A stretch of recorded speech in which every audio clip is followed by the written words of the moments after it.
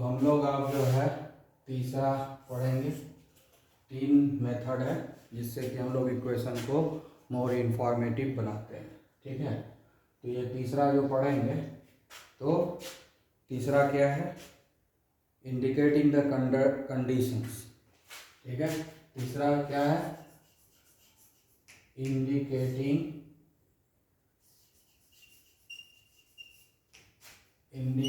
The conditions.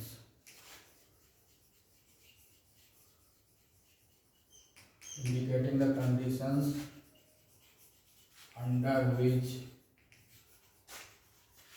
reactions are taking place.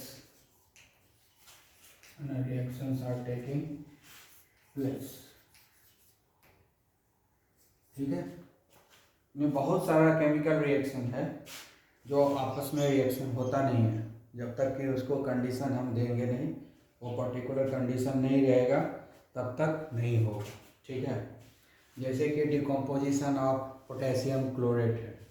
ठीक है, जैसे कि KClO3 है, KClO3 इसको बोलते हैं पोटेशियम क्लोरेट। ठीक है, पोटेशियम क्लोरेट। ठीक है, ClO3 को क्लोरेट आयन बोलते हैं।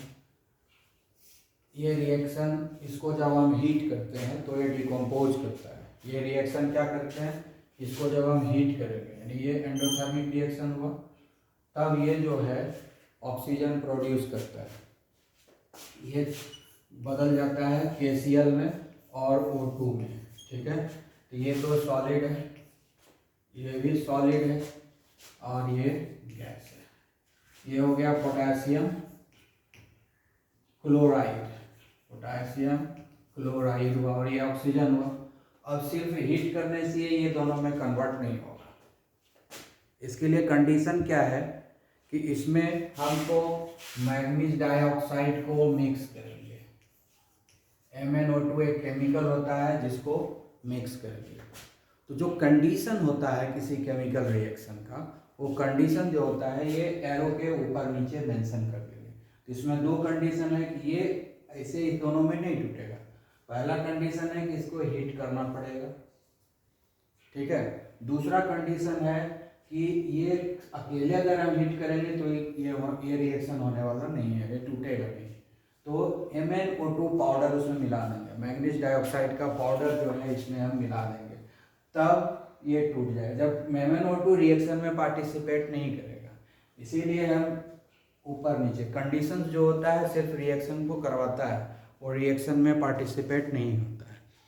तो ये जो MnO2 है यहाँ पर ये क्या कहलाएगा, कैटलिस्ट कहलाएगा। क्यों कहलाएगा कैटलिस्ट, क्योंकि ये रिएक्शन में पार्टिसिपेट किया नहीं, रिएक्शन में ये इन्वॉल्व हुआ नहीं, लेकिन इस रिएक्शन को आगे बढ़ाया, इस रिएक्शन को फैसिलिटेट करवाया, इस रिएक्शन को करवाया। तो ऐसा एजेंट जो रिएक्शन को आगे बढ़ाता है, रिएक्शन को करवाता है, लेकिन खुद वो उस रिएक्शन में इन्वॉल्व नहीं होता है, उसको कैटलिस्ट बोलते हैं। तो इसलिए ये जो MnO2 है इसको हम लोग बोलते हैं कैटलिस्ट। ठीक है, इस तरह का कोई भी एजेंट किसी भी केस में जो कि रिएक्शन में पार्टिसिपेट नहीं करे लेकिन रिएक्शन को आगे बढ़ा दे, रिएक्शन को करवा दे, तो उसको हम लोग बोलते हैं कैटलिस्ट। तो इसीलिए ये कैटलिस्ट हो गया। ठीक है, आई बात समझ में, क्लियर। तो इसमें कंडीशन हुआ, कंडीशन को हम लोग ऊपर नीचे मेंशन किए। इसमें हीट एनर्जी एब्जॉर्ब हुआ और मैग्नीज डाइऑक्साइड का जरूरत हुआ, ये कंडीशन हो गया। और एक है, दिखाते हैं, कार्बन मोनोऑक्साइड और हाइड्रोजन, इस दोनों में जनरली रिएक्शन नहीं होता है। ठीक है ना, कार्बन मोनोऑक्साइड। ठीक है, और ये हो गया हाइड्रोजन गैस, ये हुआ हमारा हाइड्रोजन। इस दोनों में रिएक्शन होगा नहीं। तो इसको रिएक्शन कराने के लिए क्या क्या चाहिए। पहला कंडीशन चाहिए कि प्रेशर होना चाहिए 300 atm। atm मतलब हुआ एटमॉस्फेरिक प्रेशर 300। हम लोग जो जिंदा हैं जिस एटमॉस्फेयर में, वो प्रेशर है 1 एटमॉस्फेरिक प्रेशर। हम लोग जो जिंदा है, जानवर जिंदा है, पेड़ जिंदा है, पौधा जिंदा है, जितना भी लिविंग थिंग है सब लोग कैसे जिंदा है, कितने प्रेशर में, 1 एटमॉस्फेरिक प्रेशर, मतलब इस इन्वायरमेंट का प्रेशर जो है 1 एटमॉस्फेरिक प्रेशर है। लेकिन ये रिएक्शन जो है 1 एटमॉस्फेरिक प्रेशर पर नहीं होगा। कितना पर होगा, इससे 300 गुना ज़्यादा प्रेशर चाहिए, यानी 300 एटमॉस्फेरिक प्रेशर चाहिए। 300 एटमॉस्फेरिक प्रेशर, इतना प्रेशर होगा तभी ये रिएक्शन होगा। सिर्फ यही नहीं, 300 एटमॉस्फेरिक प्रेशर भी होना चाहिए और टेम्परेचर भी होना चाहिए 300 डिग्री सेल्सियस, है ना। नॉर्मल टेम्परेचर में 300 डिग्री सेल्सियस टेम्परेचर होना चाहिए। उसके बाद इसके अलावा इसमें जो है जिंक ऑक्साइड और क्रोमियम ऑक्साइड, ये दोनों कैटलिस्ट है, ये कैटलिस्ट भी चाहिए, ठीक है ना।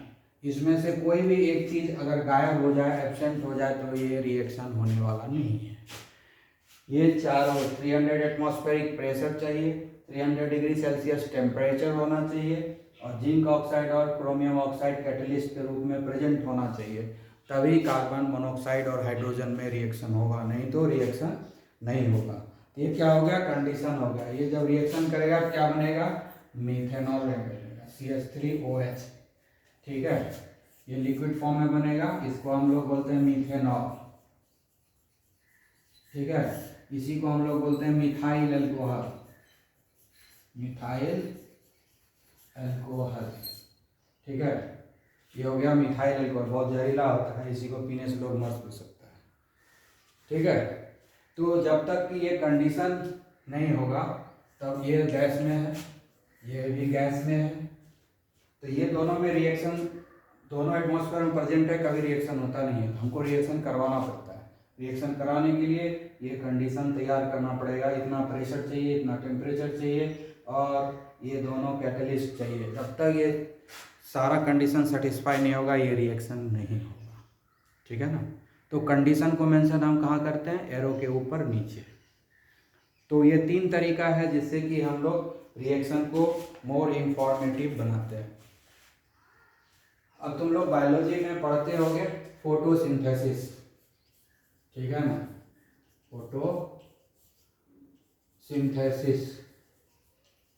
तो फोटोसिंथेसिस जो होता है प्लांट में, उसके लिए भी एक कंडीशन है, बिना कंडीशन के ये रिएक्शन नहीं होगा। फोटोसिंथेसिस में क्या होता है, कार्बन डाइऑक्साइड और वाटर में रिएक्शन होता है, कार्बन डाइऑक्साइड और वाटर। फोटोसिंथेसिस में क्या होता है, कार्बन डाइऑक्साइड में और वाटर में रिएक्शन होता है और ये ग्लूकोज में कन्वर्ट होता है, C6H12O6, ठीक है।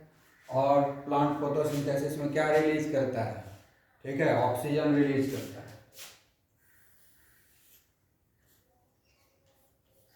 ठीक है। फोटोसिंथेसिस में यही होता है, ठीक है। ये तो गैस है, ये लिक्विड हो गया। अब ये जो ग्लूकोज बन रहा है ये तो प्लांट बॉडी के अंदर बन रहा है, तो एक्वस हो गया, जगह नहीं है, और ये गैस हो गया जो रिलीज करता है।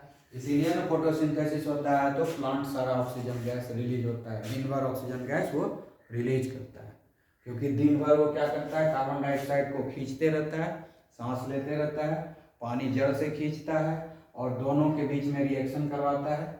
रिएक्शन करा के ग्लूकोज तैयार करता है जो अपने लिए भी यूज करता है, हम लोगों के लिए स्टोर करके रखता है अपने बॉडी में, और साथ में ऑक्सीजन गैस रिलीज करता है जिससे इन्वायरमेंट शुद्ध हो जाता है, जिसको हम लोग यूज करते हैं। लेकिन प्लांट में ये दोनों के बीच में रिएक्शन तभी होगा, ठीक है, जब सनलाइट होगा, ठीक है, जब सनलाइट होगा। सनलाइट नहीं रहेगा तो नहीं होगा। दूसरा चीज क्लोरोफिल चाहिए, क्लोरोफिल। ये जो क्लोरोफिल है ना यही कैटलिस्ट है, अगर क्लोरोफिल नहीं रहेगा तो रिएक्शन नहीं होगा। तो एरो के ऊपर नीचे हम जो है लिखते हैं कंडीशन, तो एरो के ऊपर सनलाइट लिख देंगे, एरो के नीचे क्लोरोफिल लिख देंगे। तो क्लोरोफिल अगर एब्सेंट है तो भी ये रिएक्शन नहीं हो, फोटोसिंथेसिस नहीं होगा। सनलाइट अगर एब्सेंट है तो भी ये फोटोसिंथेसिस नहीं होगा। तो ये दोनों का होना जरूरी है, खाली केमिकल कार्बन डाइऑक्साइड और वाटर होने से नहीं होगा, साथ में सनलाइट भी चाहिए, क्लोरोफिल भी चाहिए, तभी ये रिएक्शन जो है फैसिलिटेट होगा। ठीक है, तो इस तरीके से हम लोग समझ लिए कि बहुत सारा रिएक्शन है जो कंडीशन डिपेंडेंट है, जो पर्टिकुलर इन्वायरमेंट में ही वो रिएक्शन होता है। उसके लिए जो कंडीशन, जिस कंडीशन में वो रिएक्शन होता है उस कंडीशन को हम जो है मेंशन करेंगे। ठीक है, ठीक है। जब तो उसको कैसे मेंशन करेंगे, केमिकल रिएक्शन में मेंशन करेंगे, कंडीशन को हम एरो के ऊपर नीचे मेंशन कर देते हैं। तो इस तरीके से जो है केमिकल इक्वेशन को हम मोर इन्फॉर्मेटिव बना सकते हैं। ठीक है, इसके बाद हम आगे पढ़ेंगे आगे। Okay, have a nice day.